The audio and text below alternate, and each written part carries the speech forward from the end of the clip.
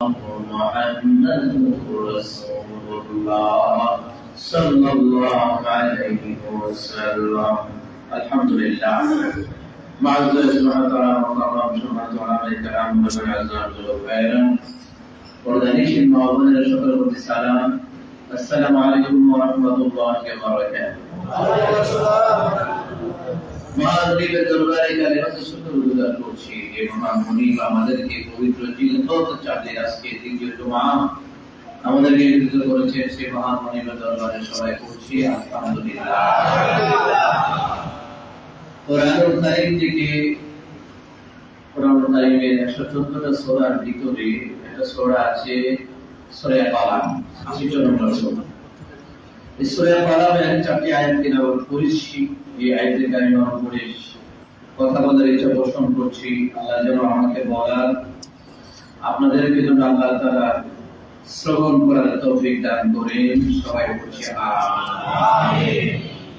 আল্লাহ সুবহানাহু ওয়া তাআলা এই কোরআন কারীমের সূরা কালামের মধ্যে আল্লাহ তাআলা বলছেন বিসমিল্লাহির রহমানির রহিম। এই সূরা কালাম আল্লাহ তাআলা নবী আলাইহিস সালাতু ওয়াস সালামের হিজরতের পূর্বে আল্লাহ তাআলা নাযিল করেছেন এবং এই সূরার মধ্যে আয়াত সংখ্যা রয়েছে 52টি।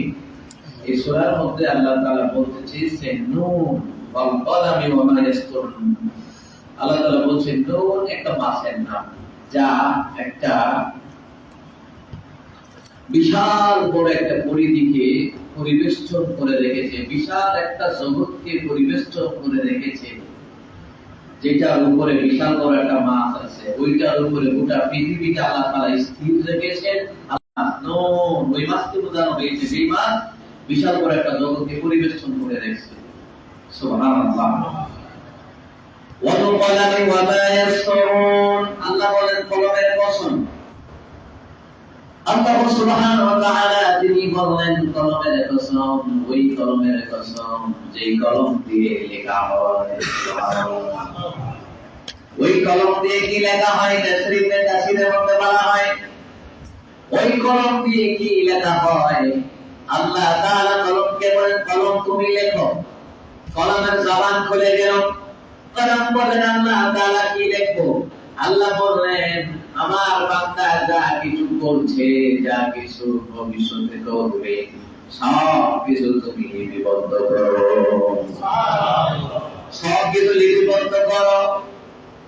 তাহলে এখানে আরেকটা বিষয় হলো সর্বপ্রথম আল্লাহ তাআলা কলম বানিয়েছেন। কি বানিয়েছেন? কিন্তু আমার দেশের যে এক সপ্তাহ ধরে গজব লেগে রয়েছে, কেউ কই সবকিছুর আগে আল্লাহ তাআলা আমার রাসূলকে বানাইছেন। এই যে এখানে একটা দ্বন্দ্ব হচ্ছে, কিন্তু আসল দ্বন্দ্ব তাফসীর খুললে পাওয়া যায়, কারো মন করা দলিল না। তাফসীরের মধ্যে বলা হয় নবী আলাইহিস সালাম সর্বপ্রথম আল্লাহ তাআলা কলম বানিয়েছেন। এরপর আরেকটা রেফারেন্সে বলা হয়েছে নবী বলেন সর্বপ্রথম আল্লাহ তাআলা আমি নবীর রূহকে আল্লাহ তাআলা বানিয়েছে। সুবহানাল্লাহ। সর্বপ্রথম কলম বানিয়েছেন, এটাও রিওয়ায়াত সহিহ। সর্বপ্রথম আল্লাহ তাআলা রূহ বানিয়েছেন, এটাও সহিহ। কলম বানানোর পরে বান্দার তাকদীরে যা যা ঘটবে সব কলম লিখেছে এবং কত বছর আগে ঘটবে, 50,000 বছর আগে আল্লাহ তাআলা বান্দার তাকদীর লিখে রেখেছেন। সুবহানাল্লাহ। লিখছে কে? কলম। লিখছে কে? কলমকে আল্লাহ হুকুম দিয়েছেন তাই কলম লিখেছেন, ঠিক না?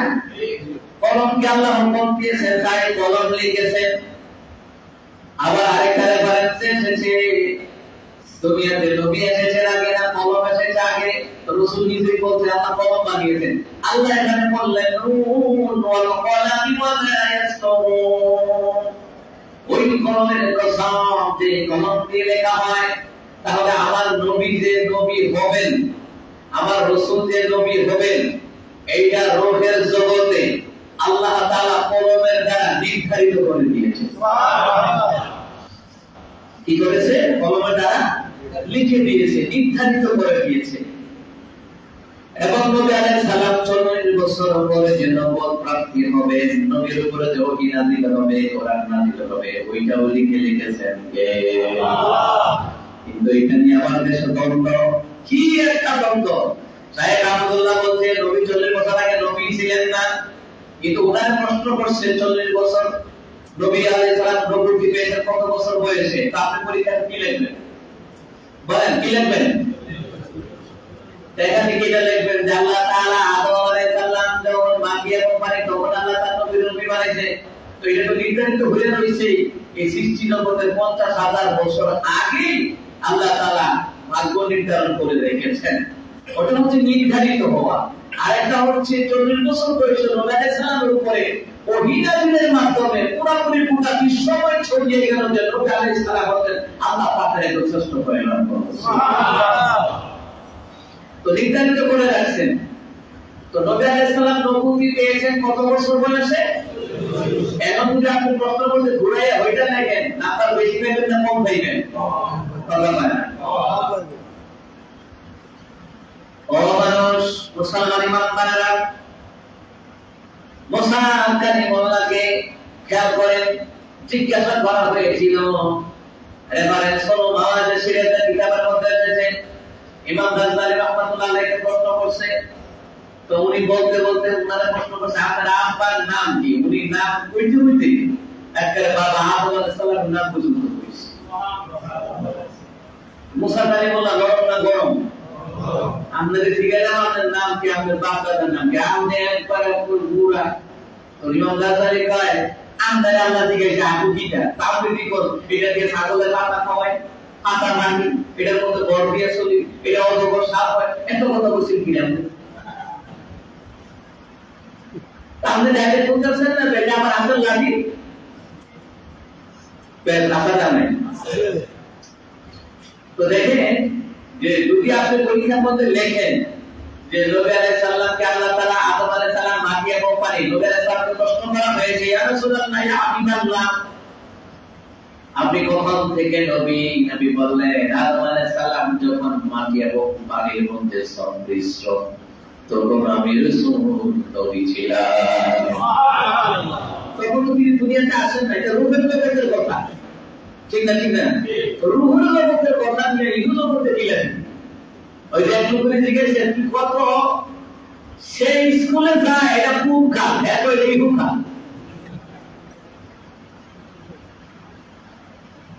সেই স্কুলে যায় এটা জিজ্ঞেস কোন কাল? এটা এই হুকা। তো কেমনে এই হুকা মানে বাইচা দিছে স্কুলে যাইতাছে মানে বাইচা দিছে এর লাগি এই হুকা দেখতে ঠিক আছে। তো এই রকম আর কি এটা রূহের জগতে আল্লাহ পাক নির্ধারিত করে দিয়েছেন যে পৃথিবীর জমিনে শেষ জামানায় এত পয়গম্বর যে আসবে এটা এই পৃথিবীর তৈরি 50,000 বছর আগে কলমের দ্বারা লিখে রেখেছেন কে? আল্লাহ। এই সহজ কথাটা নিয়ে কুদাকুদি কিলাকিলি মামলা মোকদ্দমা বর্ত তাহিরি বাউল তাহিরি সারা বছর মানুষে মাজার পূজার দিকে ডাকলো, মুশরিকি বানাইলো। এবার আব্দুল্লাহর বিরুদ্ধে মামলা। আচ্ছা ইমাম আযম আবু হানিফার প্রতি নবী বরাবর নবীর নিচে হাত বাঁধা, ইমাম শাফিঈর মধ্যে না বুকের মধ্যে হাত বাঁধা। আচ্ছা উনারা এটা নিয়ে মামলা মোকদ্দমা করছেনি না? তো চার মাযহাবের মধ্যে কোন দ্বন্দ্ব ছিল না। এখন দ্বন্দ্ব আইলে করতে গিয়ে মানে টাকা কিছুই হয়েছে না, মামলা মোকদ্দমায় যে বুকে এখন অথচ এসব লোকদের মনে রাখা উচিত এই দেশে কামলা মুরাদের মতন যারা এই দেশের ইসলামকে নিয়ে বিসমিল্লাহ নিয়ে পর্যন্ত প্রশ্ন তুললো, এদের বিরুদ্ধে মামলা হলো নাই কেন? এদের বিরুদ্ধে মামলা হুমকি হলো নাই কেন? কাদিয়ানীরা আজও বাংলাদেশে আছে, মিরপুরে আছে, মিরপুর 10 এ আছে, 1 নম্বর আছে, বিভিন্ন জায়গাতে আছে। কাদিয়ানীরা আমার রাসূলকে নবী মানে না, কেন তাদের বিরুদ্ধে মামলা দিয়ে দেখাও? কারণ সাহেব আহমদুল্লাহ একটা প্রতিষ্ঠান হাজার মানুষের পাশে দাঁড়াচ্ছে। গত কয়েকদিন আগে পঞ্চগড়ে প্রায় অনেকগুলো পরিবারকে কাউকে গরু দিয়েছে, কাউকে কাশি দিয়েছে, কাউকে রিক্সা দিয়েছে, মানে অসংখ্য মানে কোটি কোটি টাকা সে অনুদান দিচ্ছে। ডাকাতের টাকাগুলি মানুষের কাছ থেকে নিয়ে হ্যাঁ এটা দেওয়া যায়। যেটা রাষ্ট্র পারতেছে না ওইটা আর তার সম্ভব হচ্ছে, বরঞ্চ তাকে ওয়েলকাম দেওয়ার দরকার। তো সে যদি আহমদুল্লাহ এই বিষয়টা নিয়ে যদি শেখ আহমদুল্লাহ এই বিষয়টাতে বাংলা মোকদ্দমা করুন, তাহলে এই দেশের হাজার হাজার তোমার বিরুদ্ধে মামলা দিতে পারে। জিকিরের নামে রাতারাতি করেছো, আল্লাহর নামের জন্য তুমি গাদ্দারি করেছো, তোমার নেতার দায়ে তোমার উপরে মামলা দেওয়া দরকার। জিকিরের নামে লাফালাফি করছো,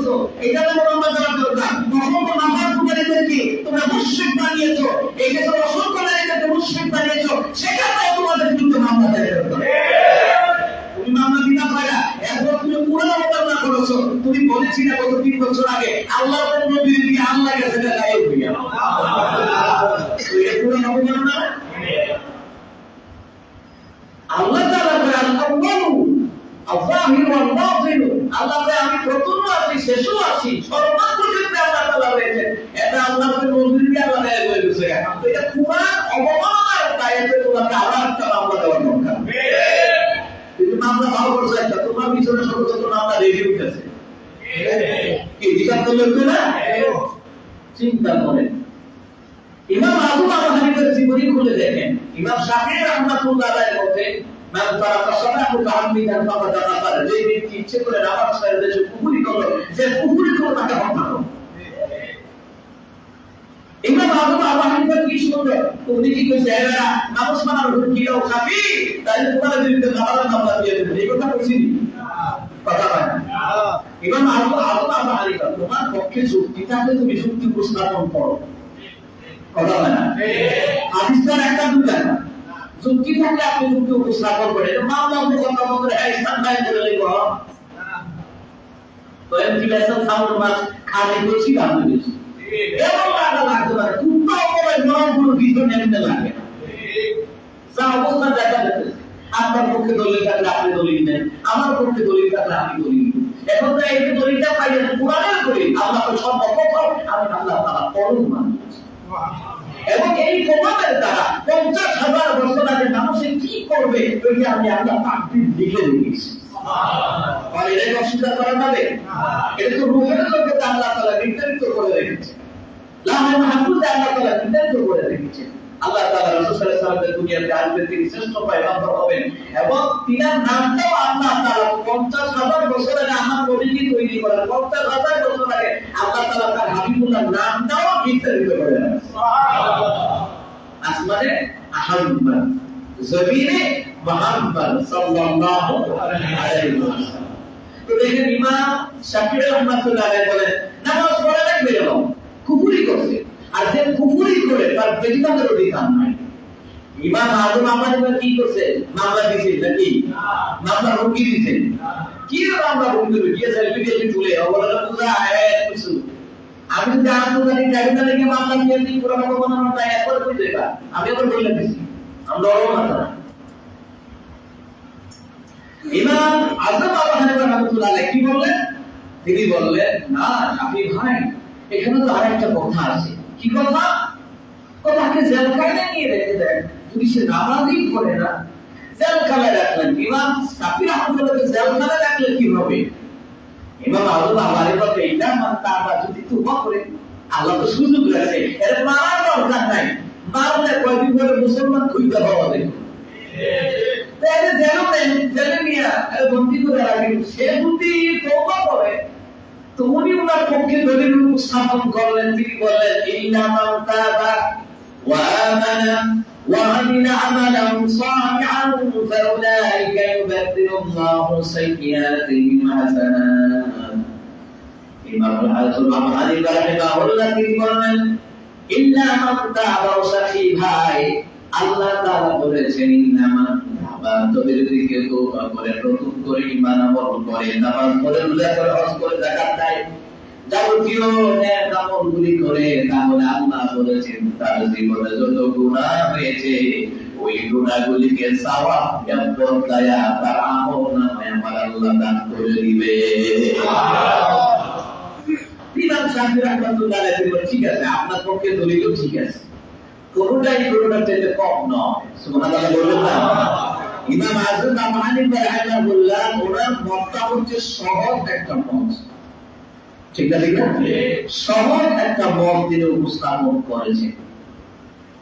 এরপরে নবী আলাইহিস সালাম 40 বছর আগে কোন ধর্ম পালন করতেন এটাও দিয়ে আগে কি ওদের বিষয়। আর এর বিষয় মজুমদার কি নাম দিতেছে, এই দেশের নাস্তিকরা রাম বামরা তাল মিলাইতেছে।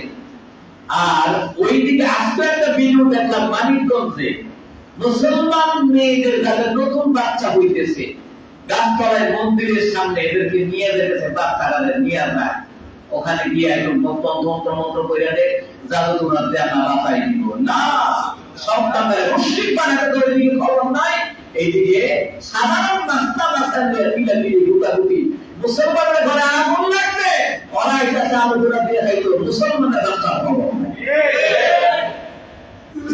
খবর আছে। মিডিয়া দেখেন, মিডিয়াতে চোখ রাখে, দেখেন কি অবস্থা চলতেছে দেশের মধ্যে। ওইদিকে রাম বাম নাস্তিক মুক্তা মুনাফেকের ঐক্যবদ্ধ যে এই দেশ থেকে কিভাবে টুপিওয়ালাদেরকে নিশ্চিহ্ন করা যায়, দাঁড়িয়েওয়ালাদেরকে নিশ্চিহ্ন করা যায়, এটার মধ্যে দিন রাত তাবলীগি কাজকে কিভাবে নিশ্চিহ্ন করা যায়, এই নিয়ে ওরা ষড়যন্ত্র করে। আর মুসলমানরা মাথালা নিয়ে কোথাগুলি লেগে গত সপ্তাহে কি হয়েছে? কিছু ইমামকে ইসরায়েলি ইহুদি বাচ্চা হত্যা করেছে, খবর আছে? জিলাপির আশায় জিলাপির আশায় নিয়ে পড়ে রয়েছে, খিচুড়ি জিলাপির আশায় নিয়ে পড়ে রয়েছে। অথচ ধীরে ধীরে মুসলমানদেরকে দিয়ে মুসলমানদেরকে শেষ করতেছে, খবর নাই। নবী আলাইহিস সালাম কোরআন নাযিলের আগে, ওহী নাযিলের আগে কোন ধর্ম পালন করতেন? তিনি ওই ধর্ম পালন করতেন হযরত ইব্রাহিম আলাইহিস সালাম যেই ধর্মের উপর ছিলেন, ওই ধর্ম তিনি পালন করতেন। ওই ধর্মের নাম হলো দ্বীনে হানিফ। হানিফ ধর্ম পালন করতেন, যা ইব্রাহিম আলাইহিস সালাম পালন করতেন। যেই ধর্মের মধ্যে আল্লাহ পাকের ইবাদত, জিকির, তাসবিহ, তালিম এগুলি করতেন। এমনকি ওই জামানায় মানুষগুলি এত পাপাচারে লিপ্ত, হত্যাকাণ্ডে লিপ্ত, অবৈধ কাজে লিপ্ত, কিন্তু কোন পরিমাণ রাসূল সাল্লাল্লাহু আলাইহি ওয়াসাল্লামের গায়ে কলঙ্ক লেপন করতে পারে নাই। হেফাজত করেছেন কে? আল্লাহ তাআলা। যখন কোরআন নাযিল হয়ে গেল, আল্লাহ তাআলা ধর্ম দিয়ে ইন্না দীনা ইনদাল্লাহিল ইসলাম, নিশ্চয় আল্লাহ পাকের মনোনীত ধর্মের নাম হচ্ছে ইসলাম। এই মনোনীত ধর্ম হচ্ছে ইসলাম। ইসলামের রীতিনীতি সমাজে চলবে, রাষ্ট্রে চলবে, ব্যক্তি জীবনে চলবে, পারিবারিক জীবনে চলবে। ইসলামের রীতিনীতি যদি রাষ্ট্রীয় জীবন বলেন, রাষ্ট্রীয় পার্লামেন্ট বলেন, সমাজ নীতি বলেন, রাষ্ট্রনীতি বলেন, পরিবার নীতি বলেন, এইগুলাকে যদি প্রয়োগ করা হয় তাহলে শান্তির জন্য আমেরিকা যাওয়া লাগবে না, লন্ডনে জাপান যাওয়া লাগবে না। এই দিন ইসলামী আমাদেরকে শান্তি দিতে পারে কিনা?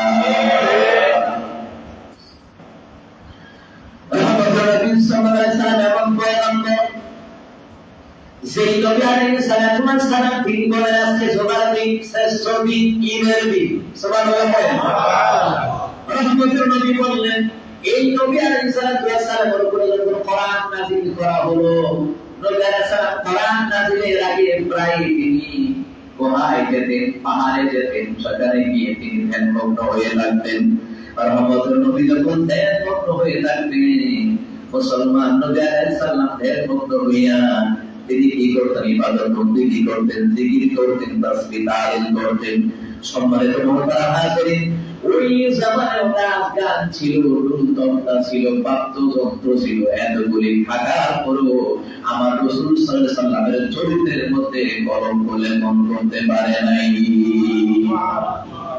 আর আজকে ওই নবীর নাম দিয়া ঢোল তবলা মাইক বান্দার পোহানো, ঢোল তবলা বাদ্যযন্ত্র জিকিরের নামে আপনি যান, বিভিন্ন নামারে যান, ওই ঢোল তবলা চলে। অথচ নবীর নাম দিয়ে চর্চা দেওয়া নাকি নবীর আছেন, কিন্তু নবীর জীবনে কোনো ঢোল তবলা বাদ্যযন্ত্র ছিল না, গাঁজা, সিগারেট, মদ, গাঁজা, ইয়াবা, দুর্নীতি ছিল না। নবীর নাম দিয়ে তোমরা এইগুলি করছো, তাহলে নবীর নাম দিয়ে তোমরা দ্বিধায় ভণ্ডামিতে লিপ্ত। নাম নেই নবীর আছেন, সুদের লোকে জড়িত, ঘোষের লোকে জড়িত, জিকিরের নামে লাফালাফি নারী পুরুষ। দেখেন না মিডিয়াতে আমার রাসূল সাল্লাল্লাহু আলাইহি ওয়াসাল্লামের জিন্দেগিতে নারী পুরুষের জিকিরের নামে লাফালাফি ছিল কিনা? সাহাবীদের জামানায় ছিল কি? ওরা কি সাহাবীরাতে বলা আছে? সেই সাহাবায়ে কেরামদের ব্যাপারে নবী বললেন, আমার একটা সাহাবী বলে আকাশের নক্ষত্র তুল্য, আমার কোন যদি আমার কোন একটা আজ্ঞা সাহাবীর অনুসরণ করে, তাহলে ওই মানুষগুলি হেদায়েত প্রাপ্ত হয়ে যাবে। রাসূলুল্লাহ সাল্লাল্লাহু আলাইহি ওয়াসাল্লাম হারাম হয়ে গেলেন, ধ্যানমগ্ন হলেন। এই যে আবার ওহী নাযিল হচ্ছে, নবী আলাইহিস সালামের উপরে ইকরা বিসমি রাব্বিকাল লাযী খালাক, 40 বছর বয়সে ওহী নাযিল হলো। কত বছর বয়সে? এটা কি অস্বীকার করা যাবে? 40 বছর বয়সে নবী সালামের ওহী নাযিল করা হলো। আর বলা হলো এবারে বিসমি রাব্বিকাল্লাযী খালাক। নবী বললেন আমার সিনার সাথে সিনা লাগায়া চাপ দেওয়া হলো। আমাকে বলা হলো এবারে বিসমি রাব্বিকাল্লাযী খালাক। তোমরা আপনার প্রভুর নামে যে গ্রুপ আপনাকে সৃষ্টি করেছেন, নবী বলেন আমি পড়তে জানি না, আমি পড়তে জানি না। একবার দুইবার তিনবার চাপ দেওয়ার পরে আমার নবী তিনি বললেন আমাকে যতটা বাক্য শোনায় দেওয়া হয়েছিল আমি রাসূলুল্লাহ মুখস্থ হয়ে যায়, আমার মুখস্থ হয়ে যায়। খেয়াল করেন, আমার মুখস্থ হয়ে যায়। রহমতের নবী সাল্লাল্লাহু আলাইহি ওয়াসাল্লামের ওহী নাযিল হয়ে গেল। এবার নবী আলাইহিস সালামের কালিমার দাওয়াত দেওয়া শুরু করে দিল। নবী আলাইহিস সালাম হাত থেকে কাঁপতে কাঁপতে কাঁপতে কাঁপতে নবী আলাইহিস সালাম আম্মা খাদিজা কুবরা রাদিয়াল্লাহু তাআলা আনহার কাছে আসলেন। খাদিজা আমাকে জড়িয়ে ধরে আঁকড়িয়ে দিল। আম্মা খাদিজা রাদিয়াল্লাহু তাআলা আনহা তিনি নবী কি হয়েছে আপনার? বলে আমি বোধহয় বাঁচব না। কে বলেছে বাঁচবেন না? কি হয়েছে আপনার? নবী বললেন খাদিজা কে যেন আমাকে গোহায় সিনার সাথে সিনা লাগাই এমন জোরে চাপ দিয়েছে। বুঝলেন না? জিবরাইলের শক্তি বলে কথা, কষ্ট তো হতেই পারে। নবী বললেন আবার রূহটা চলে যাওয়ার অতিক্রম হয়ে গেল। খাদিজা খাদিজা বলেন ভয় হওয়ার কোনো কারণ নাই। অবশ্যই অবশ্যই আমি আপনাকে এমন ব্যক্তির কাছে নিয়ে যাব যে বলতে পারবে। নিয়ে গেলেন চাচাতো ভাই ওয়ারাকা বিন নওফলের কাছে। ওয়ারাকা বিন নওফল আমার স্বামী হেরা গুহায় গিয়েছিলেন। ওই জায়গায় কি কি যেন ঘটেছে, আমার স্বামী ভয় পেয়েছে, কারণটা কি? এবার ওয়ারাকা বিন নওফল বললেন কি হয়েছে মুহাম্মদ সাল্লাল্লাহু আলাইহি ওয়াসাল্লাম আপনি বলেন। রহমতুল্লাহ নবী বললেন আমি খাদিজার কাছ থেকে কিন্তু খাতার প্রাণ নিয়ে আমি হেরা গুহায় গেলাম। মক্কা থেকে ৭,০০০ ফিট উপরে, এই সমতল ভূমি থেকে ৭,০০০ ফিট উপরে হেঁটে হেঁটে উঠলেন। একটা পাথরের প্রায় একটা পাথর পা পিছলে পড়ে গেলে কেউ বাঁচাবার কোনো ক্ষমতা নাই আল্লাহ ছাড়া। রহমতুল্লাহ নবী এত কষ্ট করে উঠলেন। নবী বললেন আমি ওই জায়গায় যখন গেলাম হঠাৎ করে আমি বন্দেগী করছি, জিকির করছি, তাসবিহ তাহলিল করছি, মাওলা পাকের গুণগান করছি। এমন সময় সিনার সাথে সিনা লাগায়া একটা চাপ দিয়ে বলতেছে ইকরা বিসমি রাব্বিকাল্লাযী খালাক। প্রভুর নামে যেই প্রভু আপনাকে সৃষ্টি করেছে তাহলে আগে পড়তে হবে। কোন কিছু বিষয় জানতে হলে আগে আপনাকে পড়তে হবে। কে বলছে? আল্লাহ। আগে পড়তে হবে, না পড়লে তো আপনি জানবেন না। আপনি না জানলে পড়নে ওয়ালা পরে পরে জানলে ওয়ালা ব্যক্তির কাছে আপনাকে জিজ্ঞেস করতে হবে। ঠিক না বলেন? নবী আলাইহিস সালাম বলেন আমাকে বলা হলো ওয়ারাকা বিন নওফল কয়বার বলছে? বলে ৩ বার। কি বলেছে তোমাকে? চাপ দিয়ে কি বলেছে? মুখস্থ আছে নাকি?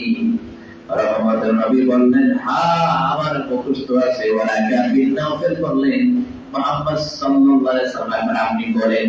এবার নবী আলাইহিস সালাম ৫টি আয়াত হুবহু জিবরাইল আলাইহিস সালাম যেইভাবে শুনিয়েছেন ওইভাবে আমার রাসূলুল্লাহ ওয়ারাকা বিন নওফলকে শুনিয়ে দিলেন। ওয়ারাকা বিন নওফল বললেন ও খাদিজা ভয় পাওয়ার কারণ নাই, ইয়া মুহাম্মদ সাল্লাল্লাহু আলাইহি ওয়াসাল্লাম ভয় পাওয়ার কোনো কারণ নাই। কেন কারণ নাই? নবী আলাইহিস সালামের কথা শুনিয়া ওয়ারাকা বিন নওফল বললেন ইয়া মুহাম্মদ ও খাদিজা শোনো শোনো, এটা তো ওই ব্যক্তি তোমার স্বামীকে চাপ দিয়েছে। এটা হলো মুসা কালিমুল্লাহর উপরে যে লোকটা ওকে নিয়ে আসতো যার নাম হলো হযরত জিবরাইল আলাইহিস সালাম তোমার স্বামীর উপর ওহী নাযিল করেছে। ওই ফেরেশতা আল্লাহর হুকুমে এসেছেন এবং যে বাক্যগুলো আমি শুনলাম এত মজা লাগলো, এত সুন্দর বাক্য গুলি লাগলো, এত সুন্দর। ইকরা বিসমি রাব্বিকাল্লাযী খালাক খালাকাল ইনসানা মিন আলাক ইকরা ওয়া রাব্বুকাল আকরামুল্লাযী আল্লামা বিল কলমি আল্লামাল ইনসানা يعلم ولك بنور চোখে এত সুন্দর বাক্য ও মুহাম্মদ সাল্লাল্লাহু আলাইহি সাল্লাম এই বাক্যগুলি দুনিয়ার কোন মানুষের বানানো নয় কোন জাদুকরে নয় এই বাক্যগুলি হলো স্বয়ং কালামুল্লাহ সুবহানাল্লাহ কালামুল্লাহ মানে হলো আল্লাহর কালাম আল্লাহর কথা এই জন্য আলী রাদিয়াল্লাহু তাআলা নবী সাল্লাল্লাহু আলাইহি ওয়াসাল্লাম বলেন কেউ যদি কোরআন তেলাওয়াত করে সে যেন আল্লাহর সাথে সরাসরি কথা বলে আজকে কোরআন পড়ার খবর নাই ঠিক না কয়জনের ঘরে কোরআন আছে বলেন কোরআন তো আছে এটা রেখে দিয়েছে কিছুর উপরে আল্লাহর উপরে বেশি তেলের উপরে রেখে দিয়েছে একবার সুন্দর করে রেখে দিয়েছে একবার কোরআন পড়ে না আছে না নাই আমরা যখন রুজি করেন বরকত হয় না ইনকাম করেন উন্নত হয় না ওই লোকের কোরআন ছাইরা দিবেন যেই কোরআনের জন্য আমাদের মায়ের কাছে ওই কোরআন ছাইরা দিবেন আর শান্তি খুঁজতেছে ওই কোরআন ছাইরা দিয়ে আপনি উন্নতি লাভের চেষ্টায় ঘুরতে আছে না হবে না ফজর নামাজের পরে একটা পৃষ্ঠা হইল ফজর নামাজের পরে একটা পৃষ্ঠা হইল কইরে কোরআনের সাথে দিলটা লাগায় রাখেন এই কোরআন ছেড়ে ছেড়ে আপনাকে কিয়ামতের ময়দানে জান্নাতে নিয়ে যাবে সুবহানাল্লাহ অথচ এই কোরআন অবহেলায় পড়ে রয়েছে বাবা মহাজেন ওরা কাবিনা ওফেল বলে এগুলো হচ্ছে কালামুল্লাহ পাকের কালাম সুতরাং এই কালামের বাণী যখন খাদিজা তোমার স্বামী সেই দিন থেকে বলা শুরু করবে তারপরে যেই দিন থেকে তোমার স্বামী বলা শুরু করবে কোরআনের কথা ওই দিক থেকে নিজের বংশের লোকেরা পর্যন্ত তোমার স্বামীর উপরে আঘাত করতে দ্বিধা করবে না ওটা হয়েছে না ওরা কবে না তোমার খাদিজা সেই দিন থেকে তোমার স্বামী কোরআন থেকে হক কথা বলবে ওই দিন থেকেই তোমার এই মুহাম্মদ সাল্লাল্লাহু আলাইহি ওয়াসাল্লামের বংশের লোকেরা মক্কায় থাকতে দিবে না অত্যাচার করবে নির্যাতন করবে অপমান দেবে গালি দেবে ওটাই হয়েছিল কথা বলা ঠিক আজকে যারা বলে ভণ্ড লোকেরা আমরা তো এর চেয়ে বেশি করোনা করতাম আমাদেরকে জেল জুলুম দেয় না বিবেচন নেই 5,000 গোলাম করো জালেমদের এগুলো জেল জুলুম হয় না দুর্নীতিবাজদের বিরুদ্ধে বলে দেখো নাস্তিকদের বিরুদ্ধে বলে দেখো না স্বৈরাচারীদের বিরুদ্ধে বলে দেখো না দেখো না জেল জুলুম আছে কিনা যাদের প্রেক্ষিতে জেল জুলুম এসেছে ওরাই হকের দাওয়াত দিয়েছে নারী কেলেঙ্কারি দিয়েছে শেষে বিয়ে নির্দোষ প্রমাণিত হয়েছে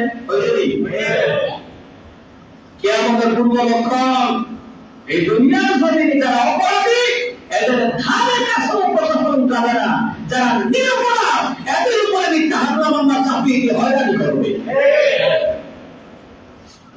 বলে দেখো না এই দেশের মধ্যে শিক্ষা ব্যবস্থা নিয়ে দুর্নীতি হচ্ছে নাম নিয়ে বলে দেখো তিনি ব্যবসা শুরু করছে বাজার ব্যবসা শুরু করছে ওখানে তো আর জেল জুলুম নাই ঠিক না ওখানে তো সবাই রাষ্ট্র করবে রাষ্ট্র লুকানো করবে ওরা তো আমরা করবো আর কোরআন দিয়ে আল্লাহর আইনের কথা বলো না একবার শুরু হয়ে যাবে গোয়েন্দাগি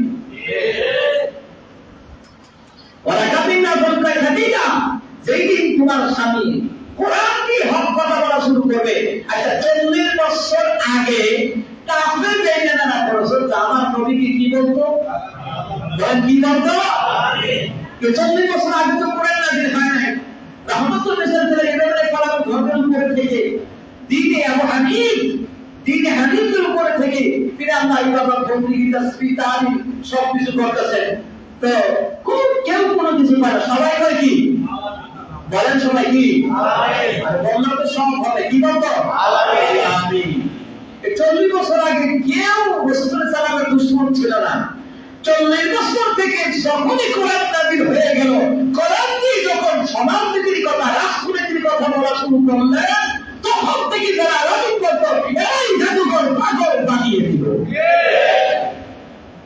তাহলে বুঝেন না যারা অপরাধী স্বৈরাচার শিরিক কুফর বেদাত করে অবৈধ কাজ করে এদের বিরুদ্ধে কোনো কিছু না বললে এরা কয়টা রোগটা বালা আর যখন থেকে কোরআন দিয়ে সুদ ঘুষের বিরুদ্ধে বলবেন স্বৈরাচারী জুলুমবাজদের বিরুদ্ধে বলবেন তখন থেকে আপনার পিছনে নারী গালি আনবে অবৈধ মামলা আসবে, ঠিক না?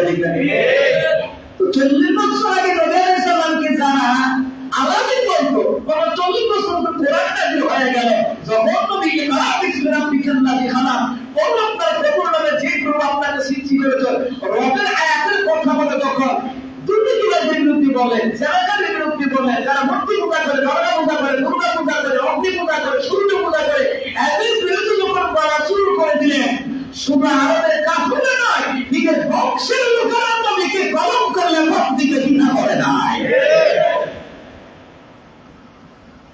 অথচ তারা এগুলো আলামিন। তাহলে বোঝা যায় যখন আপনি হক কথা বলবেন, যখন আপনার উপর অপমান আসবে, হামলা মামলা আসবে, তখন বুঝবেন আপনি ঈমানের মধ্যে রয়েছেন। সুবহানাল্লাহ বলেন। যখন আপনি একটা ভালো কাজ করতে গেছেন, তখন বাজার সম্মুখীন হলেন, তখন বুঝবেন আল্লাহর কাছে কাজটা পছন্দ হয়েছে, মুনাফিকের কাছে পছন্দ মানে।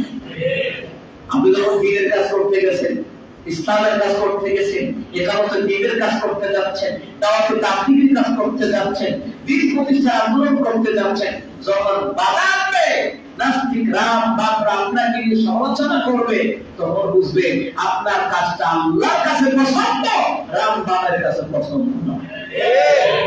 যেটা আল্লাহর কাছে পছন্দ, এটা কি শয়তানের কাছে পছন্দ? এটা কখনো শয়তানের কাছে পছন্দ নয়। তাহলে প্রিয় ভাইরা, তো নবী আলাইহিস সালাম নবুয়তের 40 বছর আগে কোন ধর্ম পালন করতে?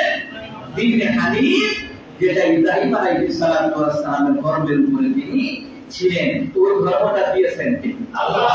কিন্তু সমস্ত ধর্মের উপরে এই শ্রেষ্ঠ ধর্ম দেওয়া হয়েছে নবী আলাইহিস সালামের উপরে কোরআন নাযিল করে ওহির মাধ্যমে। এই শ্রেষ্ঠ ধর্মের নাম হলো কি? ইসলাম। তাহলে দেখেন, নবী আলাইহিস সালাম তিনি প্রথম এবং শেষ নবী। কেমন বলেন?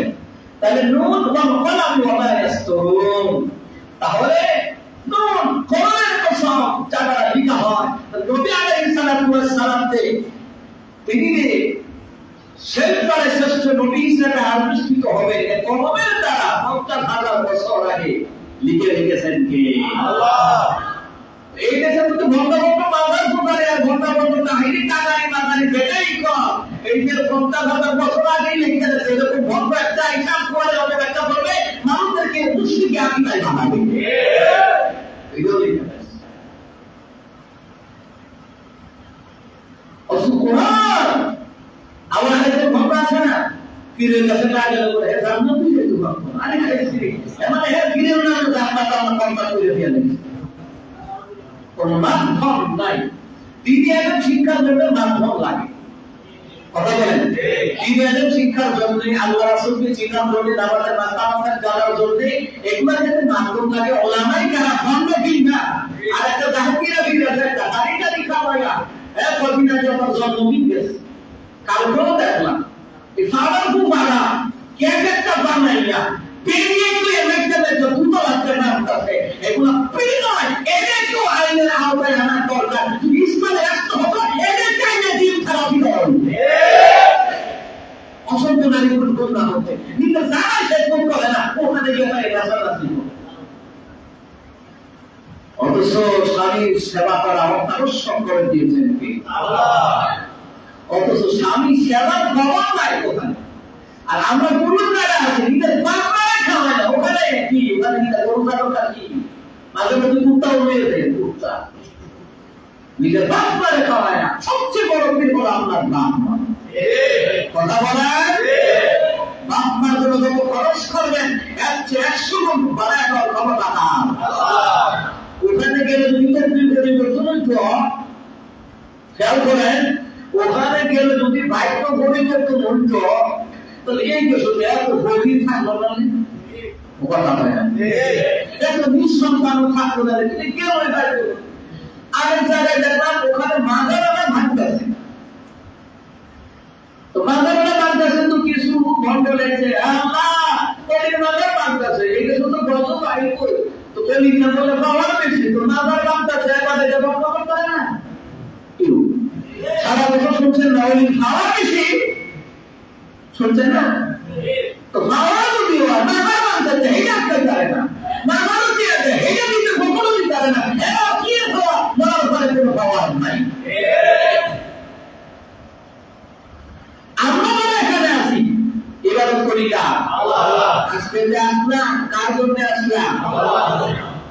নামাজে পড়ি সেজদাতে কাকে দিত আল্লাহ। এই সেজদার কারণে এই সেজদা হচ্ছে আপনার ওযু। মাজার মানে বিল্ডিং করা বেজার না ওযু কি না। অসুস্থ মানুষ চিকিৎসা পায় না, এর মাজারে গিয়ে দিতে এবার কি দাও তুমি খাইতো। তো সুদিন আমার বাসায় হিজরা বাকি গেছে, আমি তো শুয়ে আছি যখন নামাজটা পড়িয়া, তো আমার ভাইকে বলতেছে মহিলা দেখা যায় কলিং বেঞ্চ। আমি কি চাই বলো, তাতে তিন বাচ্চা মারা গেছে, এর নাম খানা বাবা এর জব সাউদি, তারপর জব দিয়েছে। আমি কে তুমি এসে বলো আমি নিয়ে আমি গিয়ে আবার কি লেগেছে, তাতে তিন বাচ্চা মারা গেছে, এর লেগে সাউন্ড করতে আমি কি তিন বাচ্চা কি সাউন্ড খাইব কথা হ্যাঁ তো বুঝে গেছে না। আর বুঝে গেছে তো এটা তুমি টাকা করে গালে সারবো না। মরার আগে চিকিৎসায় কত মানুষ চিকিৎসার অভাবে মারা যায়, এরা টাকা যায় না, থেকে মরে উঠতে উঠতে এটা আমরা কি করবো কথা বলা। এবং গ্রামগঞ্জে এমন মূর্খ গন্ধ মূর্খ আবু সাহেব আছে, মৃত ব্যক্তি মারা গেলে খাওয়ার কালেকশন করে, মানে এর জীবনের শেষ খাবার খাওয়াই দিব সব জায়গা কি।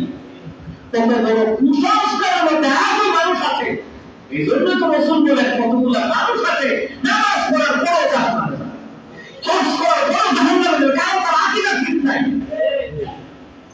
সাল কালেকশন করে আমি তো সাল চিন্তা করবে, ও সালকে হুজুররা গড়বড় করে আমি যে কেন দিয়েছে এগুলা, এই ভণ্ডামি কে শিখেছে এগুলা, হ্যাঁ বিদ্যুৎ কিতাবে জবর করতে হইব।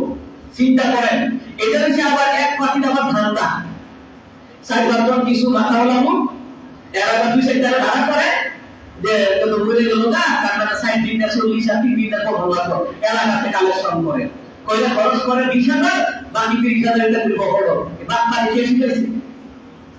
গ্রামগঞ্জে এগুলো দেখা যায়, অথচ এই লোকটা চিকিৎসা করে মারা গেছে, তার নামে এখন কালেকশন করে দেখে তুমি দেখা পাবে এই লোকটা চিকিৎসা করে মারা গেছে। কতগুলি গ্রামগঞ্জে যাদেরকে চিকিৎসার অভাবে তারা কষ্ট করছে, প্রথম চিকিৎসার টাকা বলি আমি আমার আম্মা পর্যন্ত আমার সাথে গেছে, আমি দিয়েছি। অথচ ওই লোককে বলা করে চিকিৎসা অভাবে মারা গেল, ওই লোককে বলা করে হ্যাঁ মারা গেল, তাও পেতে মিলা 4-3টা 5 দিনে বলতে মিলে হয়ে হয়েছে। রাত পর্যন্ত জীবনে নাও নাই, জীবিত থাকতে লোকটাকে চিকিৎসা করা যায় ভালো করে, মরার পরে এর নামে দেওয়া 4 দিনটা নাম পাইছে বুঝেন না, 4 দিনটা 40টা। শোনেন, আপনার মা বাবা মরতে গেলে যারা কবর আছে এদের জন্য দোয়া করতে দাম শরীর লাগে না। আপনি বছরের যে কোনো সময় আপনি দোয়া পড়াইতে পারবেন, দোয়া করতে পারবেন। সুবহানাল্লাহ। ইসলাম কত সহজ, এটার কঠিন মানে সহজ না, কত সহজ, আপনি যে কোনো সময় দোয়া করতে পারবেন। এটার আমরা হাতে আনি পরে ব্রাহ্মণের মতন ব্যক্তি তো আমি জীবনে দেখছি না। আমি বাংলাদেশে জমি আমার মতন আর দেখতেন আমার এক বলতেছে এমন মতন ব্যক্তি আর দেখছি না, আমি সারা বাংলাদেশে আমার আর দেখতেন না, আমার অন্য জায়গায় দেখতেন, আমার এমনই দেখতেন। পাইছেন কি নামাজ পড়েন, মাথার মধ্যে কাপড় নেই, নামাজ পড়েন, যে মারা গেছে তার জন্য উচিত নামাজ পড়ে তার জন্য দোয়া করা। জিয়ারত মানে কি, মাজার মানে কি করেন, ফাঁকা করছে, নিশান উড়াইছে, এইগুলা মাজার না, আপনার বাপমার কবরগুলো মাজার। যারা জান্নাত পরিমাণ ঈমান নিয়ে মারা গেছে, যাদেরকে যেই জায়গায় দাফন করেছে ওই জায়গাটাই মাজার। মাজার মানে জিয়ারতের জায়গা, আলাদা বিল্ডিং মাজার না, বাপমার কবর মাজার, তাদের কবর মাজার। জিয়ারত করলে ওই কাজের জন্য করেন, তাদের জন্য মাগফিরাত কামনা করেন, তাদের জন্য দোয়া করেন, তাদের জন্য খাওয়াইতে পারেন। ইয়াতিমদেরকে, মুসলিম সংখ্যক এদেরকে না, অর্থান্তিকে তো লিখে খাইতে হয় বড় বড় বলছে ওরা, মানে হ্যাঁ এই গন্ডি ইয়াতিম নাকি খাওয়ানোর দরকার, ইয়াতিম বিধবা নারী মিসকিন এদেরকে খাওয়াইতে পারে। সুবহানাল্লাহ বলবেন না, না খাওয়ায় কাদের তেলের মাথার তেল, কথা বলবেন না, তেলের মাথায় তেল ভালো, যার মাথার তেল নাই ওর মাথার তেল দিয়ে যায়। চিন্তা করছেন? আল্লাহ আমাদেরকে ইবাদত করে বলি আমিন। তাহলে যে বিষয়গুলি বলছিলাম, রাহমাতুল নবী সাল্লাল্লাহু আলাইহি ওয়াসাল্লাম পৃথিবীতে পয়গম্বর হয়ে আসবেন। আল্লাহ তাআলা কলমকে তৈরি করে মানুষের তাকদীর এই পৃথিবী সৃষ্টির 50,000 বছর আগে, 50 বছর না, 500 বছর না, 5,000 বছর না, 50,000 বছর আগে আল্লাহ তাআলা তার ভাগ্য তাকদীর নির্ধারিত করে রেখেছে। তখন নবী আলাইহিস সালাম শ্রেষ্ঠ নবী হবেন 40 বছর বয়সে নবুয়তি প্রভাব শুরু তার উপরে কোরআন নাযিল হবে, ওহী নাযিল হবে। এই নবী আলাইহিস সালামের এই ব্যাপারটাও পৃথিবীর সৃষ্টি, মানব সৃষ্টি 50,000 বছর আগে কলমের দ্বারা লিখে রেখেছেন কে? আল্লাহ। তাই কলমের কথা কেন? মা আনতা বিনি'মাতি রাব্বিকা বিমাজনুন। নবী যখন দিনের দাওয়াত দেয়, কোরআনের দাওয়াত দেয়, ইসলামের দাওয়াত দেয়, নিজের বংশের লোকেরা কইরা পাগল। কি কর? আর রশিদ কথা কইলে পাগল কয় না, ডাইরেক্ট কইলা জঙ্গি, রাজা নাম, কথা বলে।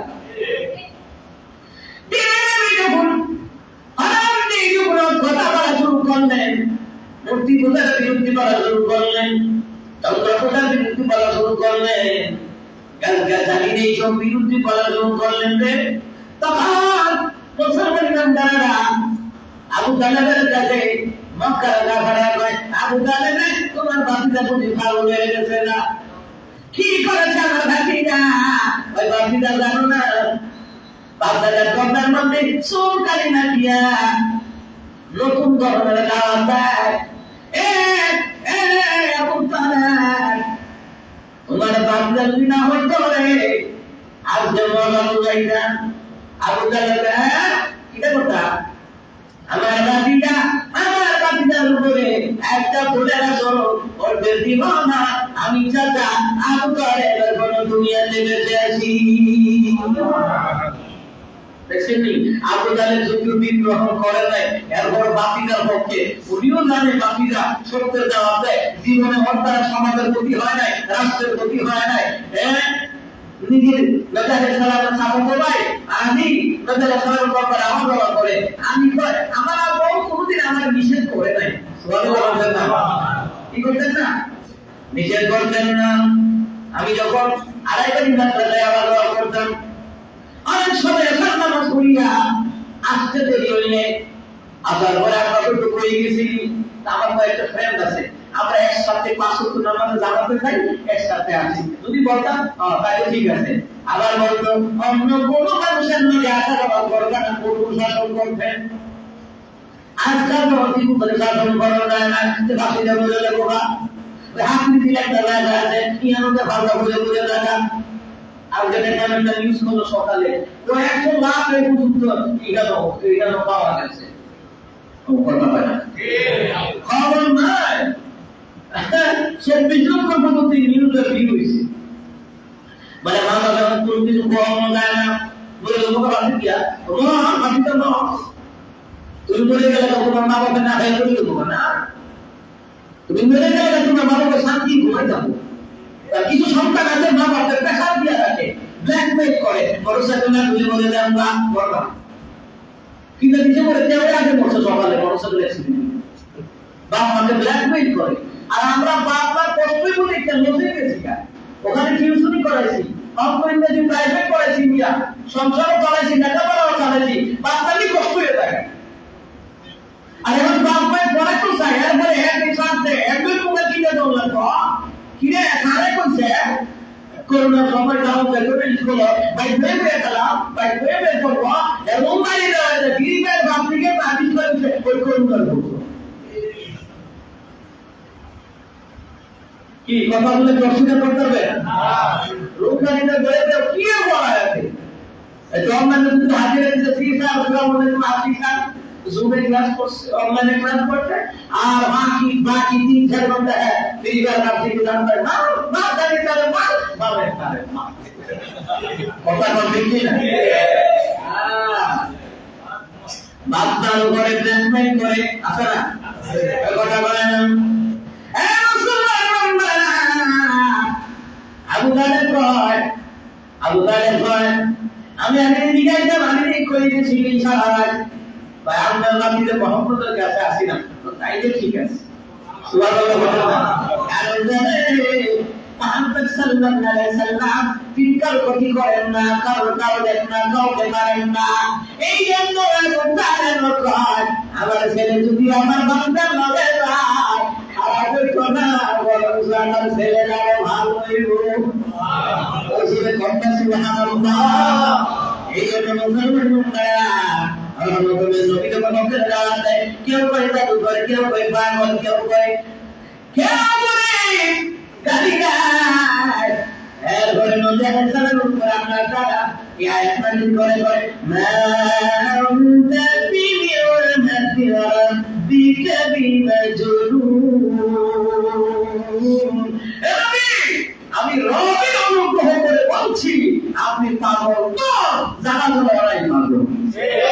কথা বলতে গিয়ে তাহলে এই পৃথিবীর জমিনে যারা হকের দাওয়াত দেয়, কোরআনের দাওয়াত দেয়, ইকামতের দাওয়াত দেয়, ইকামতের দিনের দাওয়াত দেয়, দাওয়াতের তাবলীগের কাজ করে এই দেশের জনগণকে জাহান্নামের রাস্তা থেকে টেনে তুলে এনে যারা হকের রাস্তা দেখায়, আল্লাহ নবীর রাস্তা দেখায়, এরা হকের জমি নয়, আল্লাহ ওয়ালাদের কর্মী, আল্লাহ কোরআনের কর্মী। কথা বলেন ঠিক কিনা? সুতরাং এদেরকে ভুল বোঝা যাবে না। যারা কোরআন সুন্নাতে হকের দাওয়াত দেয়, সুতরাং সূরা কলমের দুইটা আয়াতের উপর তাফসীর করলাম।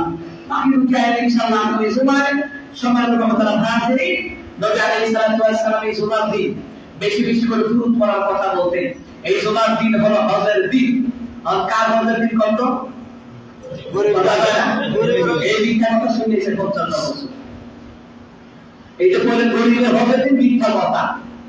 আজকেও পরিস্থিতির হাদিসে এসেছে নবী বললেন ধনী গরিব নয়, যারাই জুমার দিনে আসবে প্রত্যেকের জন্য জুমার দিন হজের দিন। কিন্তু এমন ঠিক না, এসে গরিবের হজের দিন তো ধনীরা বাদ গেল না। আল্লাহ কেমন বেইজ্জত করে নাই কথা বলে না? চিন্তা করছে সারা বছর আলহামদুলিল্লাহ একজন হিসাব করে।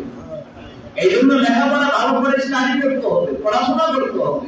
আল্লাহ আমাদেরকে বুঝদান করুন। আমিন। এই হজের দিন আমাদের সকলকে মাফ করুন। আমিন। আমাদের বিমা